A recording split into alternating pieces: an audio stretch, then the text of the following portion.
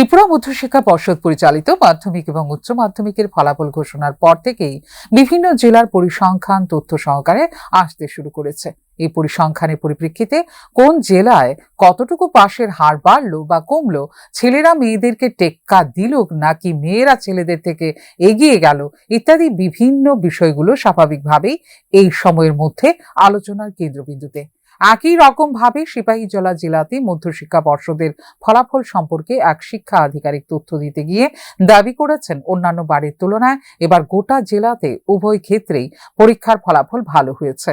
তথ্য পরিসংখ্যান সহ তিনি জানিয়েছেন, এবার মাধ্যমিক এবং উচ্চ মাধ্যমিক উভয় ক্ষেত্রেই জেলার অন্তর্গত জম্পুইজলা ভালো ফলাফল করেছে।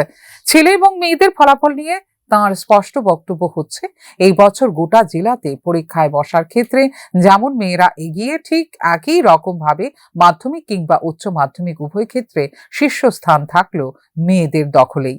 যেভাবে এবারের পরীক্ষায় মেয়েরা কৃতিত্বের নিদর্শন তৈরি করেছে, এর পরিপ্রেক্ষিতে তিনি সংশ্লিষ্ট মেয়েদের শুভেচ্ছা জানিয়েছেন এবং আগামী দিনের জন্য এক রাশ শুভকামনা রেখেছেন।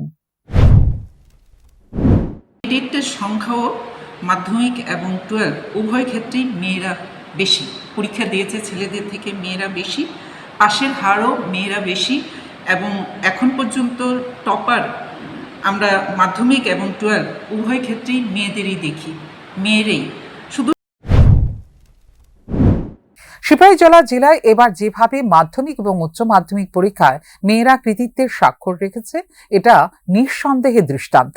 পাশাপাশি বলা যায়, এভাবেই হয়তোবা আমরা আগামী দিনে প্রকৃত নারী শক্তির উত্থানের পথ প্রশস্ত করতে পারব। ফিউরো রিপোর্ট, নিউজ নাও।